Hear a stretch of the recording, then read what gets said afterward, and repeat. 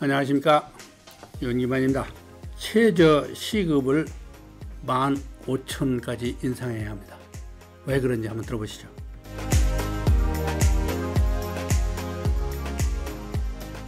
이 최저임금 인상으로 소득 주도 경제 성장은 불가능하다고 생각합니다. 이 문재인이 표절한 겁니다. 이게. 이 문재인의 자영업 소득 증대 없는 소득 주도 성장은 허구입니다. 이 소득 주도 성장에 관한 이론적 근거는 내가 저작권 등록을 해놨습니다. 이 2016년 7월 15일 날 등록해놨는데 요걸 가져다가 잘못 적용한 겁니다. 최저임금을 인상해가지고 경제 성장을 꾀하는 것은 불가능한 일입니다. 왜 불가능한지 내가 설명을 드릴게요. 최저임금을 인상을 하려면은 임금을 주는 사람이 누굽니까? 주는 사람이 최저임금을 인상해 줄 능력이 있을 때 인상을 해야지. 임금을 지급하는 기업이 능력도 없는데 최저임금만 올려놓으면 기업을 유지하기 위해서 할 수 있는 일이란 무엇이겠습니까? 사람을 자르는 수밖에 없습니다. 그러면 실업자만 늘어납니다. 최저임금을 올리기 전에 기업을 먼저 임금을 올려줄 수 있는 능력을 만들어줘야 됩니다. 생기는 것이 먼저입니다. 기업에서 오른 임금을 지불할 능력이 없으면 사람을 줄이기 시작하거든. 그럼 실업자가 늘어나니까 결국은 이 경제 성장은 불가능해진단 말이에요. 오른 임금을 받아서 수입이 늘은 것보다는 이 기업에서 능력이 없으니까 자른 실업자가 더 많으니까 올린 부분을 다 긁어먹고도 남으니까 경제는 더 나빠집니다. 결국은. 그러니까 이게 문재인이가 잘못 적용한 거야. 내 이론을 갖다가 한 가지 빼먹었어. 뭘 빼먹었느냐?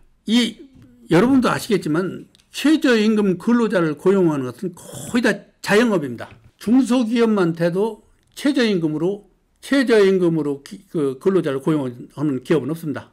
그리고 중소기업에 가서 일할 정도의 실력이 있는 사람은 최저임금보다는 조금 실력이 낮습니다. 그래서 최저임금 근로자를 고용하는 기업은 전부 다 자영업입니다. 그런데 그 자영업이 이제 최저임금이 인상된 임금을 줄 능력이 있어야 올려주지, 능력이 없으면 어떻게 하죠? 잘라버리고 지가 혼자 일합니다. 그러면 이 오른 임금보다는 잘린 임금이 더 많기 때문에 거꾸로 갑니다. 경제성장 절대로 못합니다. 그리고 이 문재인이가 내가 볼 때는 이 경제에는 좀 문외한인 것 같아. 이거 ABC도 모르는 것 같아. 내가 보기에. 자영업을 키워서 최저임금을 올리는 그 방법은 내가 거기다 안 짜놨거든. 그래 못 쓴 거야. 그 방법을. 이 능력 없는 자영업의 근로자 고용 기대는 환상입니다. 능력이 없는데 고용을 어떻게 늘립니까? 그리고 자영업자가 이제 장사가 잘 돼가지고 돈벌이가 잘 되면 최저임금 올려주지 안 해도 올려줘요. 좋은 사람 잡고 있으려고. 자동으로 올라가는 거예요. 그러니까 최저임금을 올리기 전에 자영업을 먼저 도와주는 것이 순서야. 최저임금으로 올려가지고 가능한 것은 한 가지 있어요. 이 경제 민주화는 가능해. 최저임금을 결정할 때는 의식주를 사회 구조에 따른 의식주의 기본을 계산을 잘 산정해가지고 거기에 준해야지 그 이상이 돼서도 안 되고 그 이하 돼서도 안 되거든. 예, 최저임금이란 최저 생활을 보장해 주는 것이기 때문에 그 자영업의 이윤 증대가 최상의 경제 부양이야. 이 자영업이 고용하는 이 근로자가 고용의 70% 담당하는 거 아세요? 대부분의 사람들은 대기업이나 정부가 고용의 전부를 담당한다고 생각하지만 조금 잘못된 생각입니다. 대기업과 정부는 불과 30%의 고용밖에 담당을 못합니다. 나머지 70%는 자영업자가 고용하는 겁니다. 대기업에 가는 사람들은 능력이 있고 그래서 최저임금 받고는 거기나 대기업에 일을 가서 안 합니다. 자영업에 이윤 증대 없는 최저임금 인상은 대다수의 경제학자들이 걱정하는 실업이 증가한다는 그 원인인 거야. 자영업에 경제 부양 없이 최저임금을 올려놓으면 다 잘라버리기 때문에 실업자가 기하급수로 늘어나 버린단 말이에요.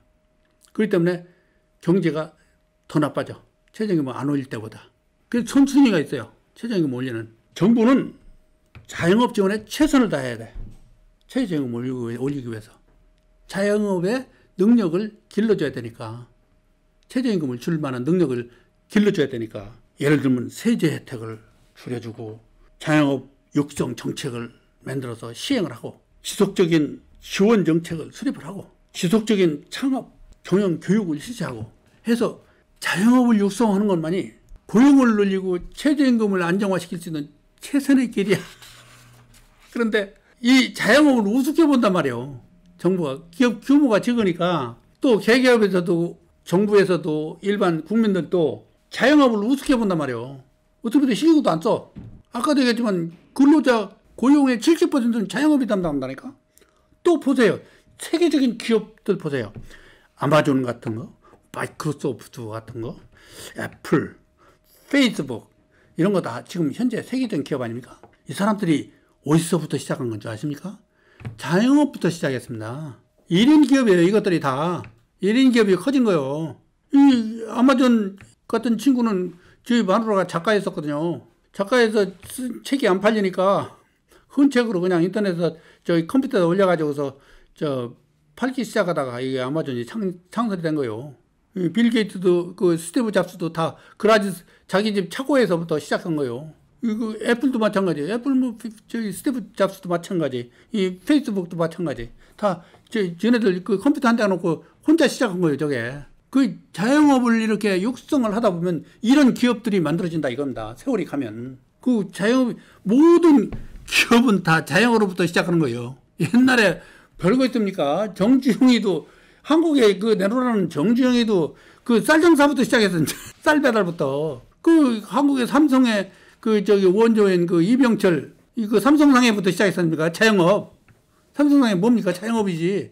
자영업이 이렇게 성장하다 보면은 물론 소멸되는 자영업도 많지만 이 성장하다 보면 이런 걸출한 기업이 생겨나거든. 그것이 모든 것이 다 자영업부터 시작하는 거예요. 자영업을 최대한으로 정부에서 도와주는 것이 경제 정책의 넘버 원순위야. 이 대기업이라든가 이제 어느 정도 그 규모라든가 경영 그 체계가 갖춰진 중소기업은요 정부의 도움이 필요 없습니다. 자생해요 다.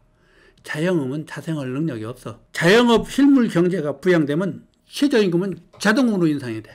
왜냐하면 장사 잘해서 이익이 좀 많이 나는데 자기 근로자한테 돈 1,000원, 시간당 1,000원 더 준다고 무슨 부담이 있겠습니까? 그러나 장사가 안 될 때는 장사가 안 돼가지고 월급 주기에 허덕일 때는 돈 1,000원도 상당히 큰 부담입니다. 자영업이 이윤이 증대되면 임금으로 생긴 부담이 없어집니다. 수입이 늘었기 때문에. 그리고 자영업이 부상을 해야 내수 실물 경제가 부양이 됩니다. 자영업 실물 경제 부양 없이 내수 실물 경제 부양은 불가능합니다. 허구이고. 그리고 생각해 보세요. 대기업이나 이런 데 가는 사람들은 직장 걱정이 없는 사람들입니다. 왜냐하면 가진 지식도 많고 능력도 있으니까 어디든지 가서 취직을 해서 사는데 그렇지 않은 사람들은 직장을 구하기가 쉽지가 않습니다. 갈 때라고는 자영업이 운영하는 기업밖에 없어요. 어쨌거나 이 최저임금을 받던 중소기업에서 일하든 대기업에서 일하든 정부에서 일하든 누구든지 때가 되면 밥을 먹어야 되거든. 이 밥 먹는 게 불편해지면 갈등이 시작되는 겁니다. 밥 먹는 것에 대한 부담을 없애주는 것이 최저임금의 역할이거든. 최저임금을 설정해 놓음으로써 사람이 기본적으로 인간다운 생활을 영위할 수 있는 근거가 되거든. 때가 되면 밥을 한 그릇 먹어야 되고. 그리고 최저임금을 15,000원 정도로 이렇게 높여주면 한국의 생활 수준으로 보니까 시급이 15,000원은 돼야 될 것 같더라고. 내가 계산해 보니까. 그러면 한 달에 빠지지 않고 일주일에 5일씩 한 달 일하면 한 260만 원의 수입이 돼요. 한국의 생활 수준이 상당히 높습니다. 생활비가 미국보다 내가 더 높은 것 같아. 소비자 물가가 미국보다 더 높아요. 이 의식주에 관한 소비자 물가는 한국이 훨씬 더 높습니다. 투베드룸 아파트가 한국에서는 100만 불입니다. 10억. 미국에서는 투베드룸 아파트 하나만 한 6억이면 삽니다. 그리고 미국에서는요, 파 10단에 1,000원입니다. 감자 한 자루에 1,000원입니다. 한국에서는요, 몇만 원 합니다. 5불이면 2만 원 수박 삽니다. 한국은요, 요만한 수박에 2만 원입니다. 그 얘기는 무슨 얘기냐면 미국보다 한국의 생활비가 더 비싸다는 얘기입니다. 비싸면 그만큼 생활비가 더 들면 그만큼 수입도 좀 보장이 돼야 되지 않겠습니까? 밥때가 돼서 밥을 먹으려면 계산해 보니까 밥때가 돼서 굶지 않고 밥을 먹으려고 하면 한 260만 원 수입은 돼야 되겠다고 그러더라고요. 근데 대기업을 가봐야 초봉이 한 300만 원, 400만 원 그 정도입니다. 그러니까 별 차이가 없어집니다. 이 최저임금을 15,000원으로 올려놓으면 대기업과 그 자영업이 고용하는 근로자들의 수입이 비슷해지기 때문에 부득이 대기업에 가서 그냥 그 살벌한 경쟁에 시달릴 필요가 없어요. 그래서 중소기업이 사실은 문제가 유능한 인재를 고용할 수, 대기업들이 다 높은 임금을 주고 다 독차지해 버리기 때문에 중소기업이 고용할 수 있는 인원이 좀 부족하거든. 이렇게 해서 소득의 평준화를 어느 정도 정부가 개입을 해서 시켜놓으면 대기업 수입과 중소기업의 수입이 비슷해져서 부득이 대기업에 가서 시달릴 필요가 없습니다. 거기는 대기업인 만큼 월급도 좀 더 주지만 그만큼 살벌하게 경쟁을 해야 되거든요. 거기서 살아남으려면. 정부는 자영업 성장에 최대한의 지원을 해야 됩니다. 그것이 넘버원 정책인 것 같아요. 이 분배를 갖다가 국가가 주도하면 공산주의가 되고 자본이 주도하면 자본주의가 되거든요. 그런데 이번에 코로나 바이러스를 빌미로 해서 전 국민에게 평등하게 100만 원씩 나눠주고 또 뭐 기본소득제를 설정한다고 하더라고. 뭐 일 하나 안 하나 누구든지 국민에게 150만 원 정도의 월 기본소득을 보장해 준다고. 이것이 공산주의야. 그게 공산주의 바로 들어가는 거예요, 이게. 누구나 일 하는 놈이나 안 하는 놈이나 150만 원 주면 일을 하는 놈이 없지. 그리고 전 국민에게 균등하게 100만 원씩 나눠주는 게 평등이라고 생각하는 이런 미련한 정부가 어딨어. 그게 평등이 아니란 말이에요. 누구든지 다 세금 보고를 하잖아. 세금 보고하면 자기 수입이 얼마 있는지 거기 보고된 게 있다고. 거기에 따라서 차등 등급을 정해주는 것이 평등이야. 밤새 공부해가지고 좋은 학교 간 놈이나 먹고 핑핑 놀면서 좋지 않은 학교 간 놈이나 똑같은 직장에 똑같은 수입을 얻는다고 생각하면 그 밤새워서 공부할 놈이 어디 있겠습니까? 이 평등의 원리를 모르는 사람들 같아. 전 세계에서 국민 기본소득을 정해놓고 주는 데가 한 군데인가 어디 덴마크인가 어디서 한번 실시를 하려고 그랬다가 국민투표에다 붙여가지고 국민들이 반대를 하면 실시를 못했어요. 한국이 만약에 그걸 실시하면 전 세계 유일한 국민 기본소득제가 되는 나라가 될 겁니다. 그러면 어떤 현상이 일어나냐? 복지를 많이 행한 베네수엘라라는 나라가 있었다고. 석유 생산이 세계 제일이라는 나라가 있더라고요. 남미에 있는데 그 나라에서 이제 그 석유 팔아서 수입이 충분하니까 그 돈을 정치하는 사람들이 국민에게 나눠줘가지고서 자기 표 좀 얻어볼까 하고서 나눠주고 배급을 주다 보니까 국민들이 일을 안 하기 시작한 거예요. 근데 이제 공짜라는 게 그 묘한 그 매력이 있어가지고 지식이 있건 없건 한번 공짜를 받아보면 하나 더 받고 싶거든. 그것이 나라와 개인을 망치는 첩경이야. 그래서 지금 베네수엘라라는 나라가 그렇게 석유 팔아가지고 복지를 실시했으면 국민이 평등하게 잘 먹고 잘 살아야 되잖아요. 그리고 세상에서 제일 부러운 나라가 돼야 되잖아. 내가 듣기로는 그 나라 국민들이 지금 쓰레기통을 뒤져서 먹고 산다고 얘기 들었어요. 그 나라의 반반한 여자들은 다 이웃 나라에 가서 그 성매매를 해가지고 생활을 유지한다고 들었어요. 노조가 기승을 부리는 나라 중에 아르헨티나라는 나라가 있다고요. 그 나라는 구멍가게를 열어도 노조에 허가 없이는 못 연다대. 그만큼 노조의 힘이 센 거야. 노조가 아주 정부를 틀어쥐고 있는 거야. 그 나라의 인플레이션이 1년에 60%입니다. 그렇게 노조가 틀어쥐고서 회사를 압박해서 월급을 많이 받았으면 근로자들이 다 잘 살아야 될 거 아니야. 베네수엘라도 복지가 그렇게 발달했으면 국민이 다 잘 살아야 될 거 아니야. 그리스 같은 나라, 이태리 같은 나라, 이런 나라들은 조상 잘 둔 덕에 그 세계적인 유물들이 많아가지고 관광산업으로 나라가 부해지니까 그걸 복지로 정치하는 사람들이 표를 얻기 위해서 복지를 쓰다가 지금 나라가 거덜나고 있지 않습니까? 한국은 지난번에 바이러스가 준동을 하니까 그걸 핑계로 돈을 좀 나눠주는 것 같더라고요. 그래 나눠줘가지고 시료를 좀 거둔 것 같아. 베네수엘라나 아르헨티나나 그리스, 이태리 정치인들이 시료를 거둔 것처럼 국돈을 좀 나눠줘가지고 표를 좀 얻은 것 같아. 근데 왜 그 나라들이 그렇게 해서 표를 얻어가지고 정권을 잡은 사람들에게는 좋을는지 모르지만 나라 전체의 결과를 보면 지금 엄청나게 어려운 시련에 처해 있는데 왜 그 똑같은 짓을 한국이 따라서냐고요. 나는 정말 이해가 안 가요. 이 정부에서 지금 실시하려는 기본소득제는 바로 공산주의입니다. 국민에게 월급을 주겠다는 얘기거든. 정부의 인위적 금리 인하 정책 같은 것도 이거 허구입니다. 정부에서 금리를 인하해도 그 인하한 금리를 이용해서 정부에서 돈을 갖다 쓰는 건 아무나 못 갖다 씁니다. 공돈이 아니거든. 그건 다시 되갚을 능력이 있다는 걸 서류로 증명을 해야 되는데 서민에게는 그럴 능력이 없어요. 정부에서 돈을 저금리에 금리를 은행이나 정부에서 실제는 저금리 자금을 빌려다 쓰고 되갚을 수 있다는 서류를 증명할 능력이 없어요. 그래서 못 갖다 써요. 정부에서 푸는 양적 완화도 현금을 막 푼다고 그러대. 막 푸는데 그 푼 현금이 직접 국민에게 100만 원씩 나눠준 건 그건 국민 수입이야. 그건 공짜 돈이니까. 그 나머지의 양적 완화는 다 허구입니다. 왜 그러냐면 일반 서민은 그 양적 완화된 그 현금을 갖다 쓸 능력이 없어. 양적 완화가 되고 그리고 저금리로 푸는 자금을 갖다 쓰는 사람은 누구냐? 결국은 상위 20%예요.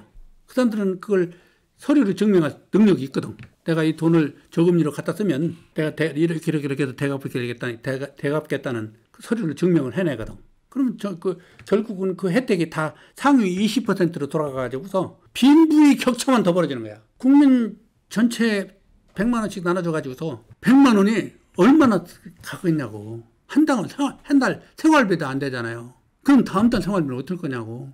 또 줄 건가? 결국은 빈부 격차만 늘어나는 거예요. 정부에서 양적 완화 정책하고 최저금리 실시해서 자금을 풀고 하는 건 다 상위 20% 용이지 서민용이 아니에요. 80%는 다 그 돈 구경도 못해. 현금을 많이 풀고 그 저금리로 현금을 은행에서 많이 풀었다고 그러는데 나 그 돈 돈 1,000원도 갖다 써본 적 없어요. 갖다 쓸 능력이 없어 내가. 그 서류를 못 만들으니까. 그래도 정부가 존재하는 이유가 경제 민주화를 이루기 위해서 존재하는 것이지 권력을 잡아가지고 특권과 권력을 누리기 위해서 정부가 존재하는 거 아니거든. 근데 이 사람들이 지금 착각하고 있어. 내가 볼 때는 이 정부가 적절하게 분배에 개입을 해야 됩니다. 극빈칙을 위해서. 그것이 뭐냐? 최저임금 설정이야. 아무리 능력이 없거나 무학도 박사도 밥을 먹어야 되는데 밥값은 있어야 되거든. 최소한의 인간다운 생활을 보장해 주는 것이 정부의 역할이란 말이에요. 큰 마찰 없이 매끄럽게 운영하는 것이 정치야. 정치라는 게 권력을 휘둘러가지고 자기에게 표를 찍어준 국민에게 그냥 목에 힘주는 게 그런 게 정치가 아니고 내가 볼 때는 최소한의 인간다운 생활을 한국에서 유지를 하려면 시급이 15,000원 돼야 됩니다. 그러면 한 달 열심히 일을 하면 260만 원 정도의 수입이 돼요. 그러면 이제 생활이 평준화되는 거예요. 거의 경제 민주화가 이루어진다고. 그래가지고 이제 진정한 경제 민주화가 실질적인 경제 민주화가 만들어지는 거야. 이게 최저임금이 조금 높게 설정을 하면 그 최저임금이 높아져 가지고서 이제 그러면 수입이 좀 늘어날 거 아닙니까? 수입이 늘어나면 소비도 조금 늘어날 거 아닙니까? 소비가 늘어나면 생산이 조금 늘어날 거 아닙니까? 생산이 조금 늘어나면 고용이 조금 늘어나서 문재인이가 시도했던 선순환 소득 주도 성장 경제 이론이 그때 맞아 들어가는 거야. 문재인이가 하나만 알고 둘을 몰랐거든. 내가 두 번째는 안 써놨거든. 그리고요, 실업자 중에는요, 어쩔 수 없는 제도적 실업자가 있고, 자발 실업자라는 게 있습니다.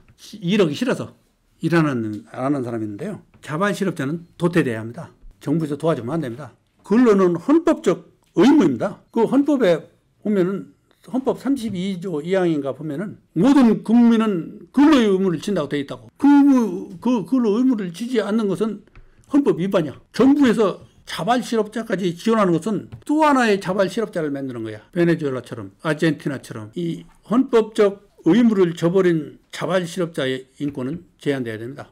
다 똑같이 적용돼서는 안 됩니다. 똑같이 적용하는 것이 불평등이야. 하루에 16시간 일하는 사람하고 5시간 일하는 사람하고 수입이 똑같다면 그것이 불평등이야. 지금 정부에서 시도하는 국민 기본소득제라는 것이 그것이거든. 16시간 일하는 놈이나 5시간 일하는 놈이나 똑같이 150만 원씩 주겠다는 얘기거든. 지금 표는 잠시 얻을 수 있을지 몰라요. 얻어가서 자기가 정치적 권력을 잡을 수 있을지는 몰라도 국가를 망치고 국민을 망치는 일입니다. 근데 왜 그 짓을 반복합니까? 이 국민이 막아야 됩니다. 이 정치권이 안 하는 것은 나라의 주인인 국민이 나서야 합니다. 국민이 나서서 그런 정치인들은 퇴출시켜야 합니다. 다 같이 한번 노력해 보십시다. 감사합니다.